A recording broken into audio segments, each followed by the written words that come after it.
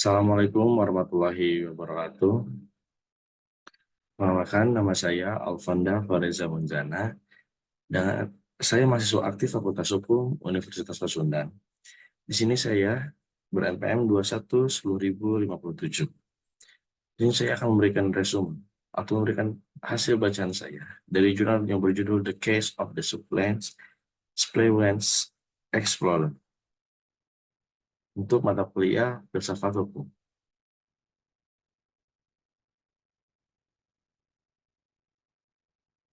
Dalam buku ini terdapat 5 orang penjelajah gua. Dari orang tersebut terdapat satu nama yang bernama Wetmore.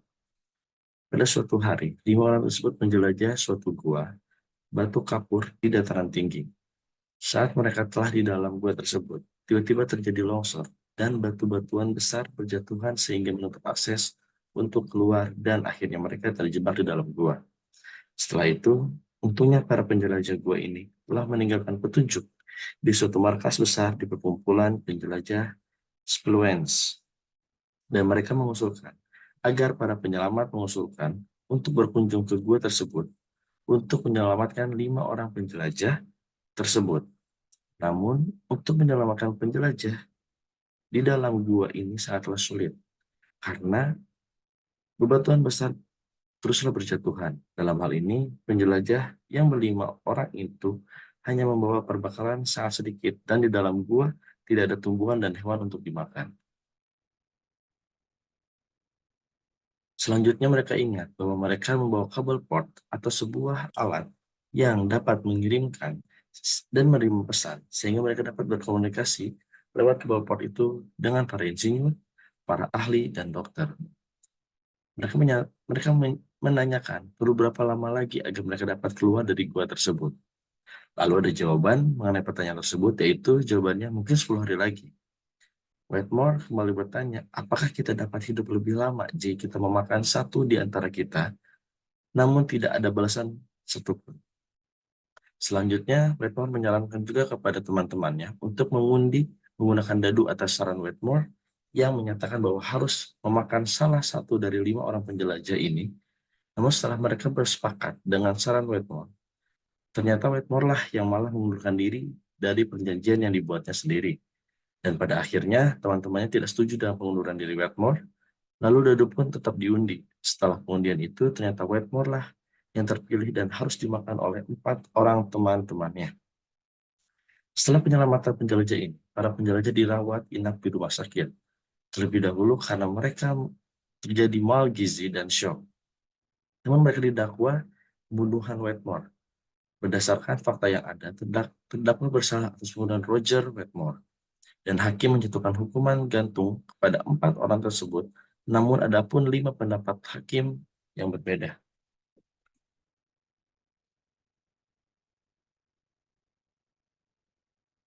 Pertama ada Hakim Ketua Turpeni. Ketua Hakim Turpeni ini berpendapat bahwa hukum diterapkan secara cermat dan tepat sasaran. Ketua Hakim Turpeni mengatakan bahwa 4 orang penjelajah ini harus dikenakan hukuman sesuai dengan undang-undang yang berlaku. Undang-undang yang berlaku yaitu yang berbunyi, barang siapa dengan sengaja membunuh orang lain, maka akan dikenakan hukuman mati. Hakim Turpeni ini mengambil sudut pandang hukum tertulis dan tidak mengizinkan pengecualian. Nama hukum Turpeni ini juga menyarankan bahwa badan eksekutif pun ikut turun tangan terhadap permasalahan ini. Maksud dari ikut turun tangan adalah bahwa untuk mengajukan gerasi terhadap 4 penjelajah. Kemudian pendapat yang kedua itu pendapat Hakim Foster. Foster ini tidak setuju dengan pendapat Hakim Turpeni, karena menurutnya bahwa undang-undang harus melalui unsur keadilan dan akal sehat. Dan yang masuk akal menurut Hakim Foster adalah bahwa unsur-unsur persemakmuran tidak dapat diterapkan secara efektif karena para penjelajah dihadapkan dengan struktur masyarakat yang selalu berbeda. Maka dari itu Hakim Foster berpendapat bahwa penjelajah menggunakan hukum alam yang tidak mengetahui hukum manusia yang diterapkan dalam masyarakat sipil. Hakim Foster pun berpendapat untuk membebaskan para terdakwa. Hakim Foster percaya pada pepatah bila alasan suatu hukum tidak ada lagi, maka hukum itu sendiri juga akan hilang. Hal ini didasari bahwa suatu hukum memiliki alasan dan jika alasan itu hilang, maka hukum juga hilang. Menurut Hakim Foster, bahwa penyelamatan 4 nyawa dan menghabiskan 1 nyawa nyawa termasuk dalam penyelamatan diri. Maka dia percaya bahwa membunuh untuk mempertahankan diri bukanlah pembunuhan. Selanjutnya ada pendapat ketiga, yaitu Hakim Tating mengajukan dua saran menentang argumen Hakim Foster.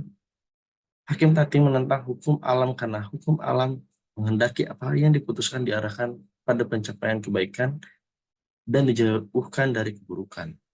Hakim Tating berpendapat bahwa hukum alam tidak memiliki ruang untuk membela diri. Hakim Tating mengundurkan diri atas hal tersebut dan mengatakan tidak ada cara untuk membedakan asas-asas dalam suatu perkara dapat diputuskan secara bebas dan nasional.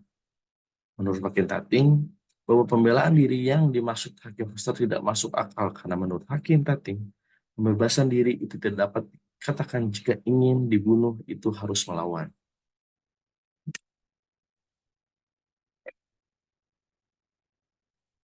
Kemudian Hakim Tating berpendapat bahwa kasus tersebut belum diputuskan dan menarik diri dari keputusan tersebut. Selanjutnya ada pendapat hakim yaitu Hakim Ken. Sebagian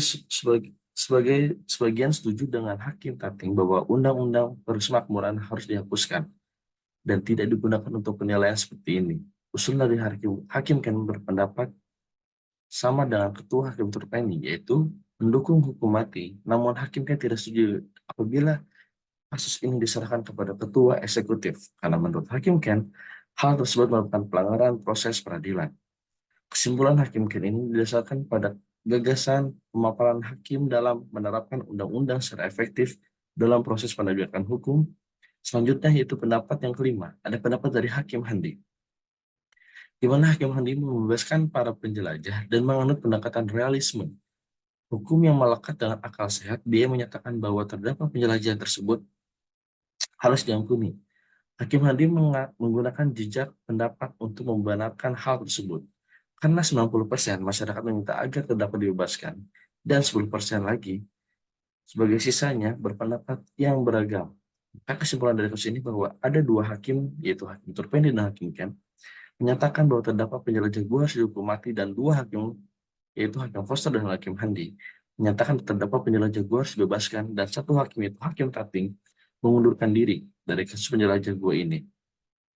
Kedua gagasan yang dikemukakan di, ke, di kedua gagasan dikemukakan di mana terdapat hukum alam dan hukum positif, yang di mana hukum tersebut saling bertentangan berdasarkan majalah yang saya baca, dan juga bahwa hakim terikat oleh produk-produk hukum seperti undang-undang dengan menyadarkan putusan terhadap hukum tertulis yang telah dibuat dan disahkan, berarti hakim memfungsikan hukum tertulis itu untuk menciptakan keteraturan dalam masyarakat. Dan sebaliknya, jika hakim tidak mendasarkan pada hukum tertulis, maka hakim membuat produk hukum tertulis itu tidak dapat berfungsi lagi. Hukum juga diharapkan untuk menjadi alamat menciptakan dan keteraturan dan ketertiban di kehidupan masyarakat. Oleh sebab itu, apabila hakim membuat keputusan berdasarkan hukum tertulis, dapat menciptakan kejelasan dalam masyarakat, tindakan-tindakan apa yang sesuai atau berlawanan dengan hukum, namun hakim tidak semata-mata menerapkan hukum secara formalistik. Namun hakim diharapkan dapat menerapkan dan menangani perkara secara adil dan bijaksana.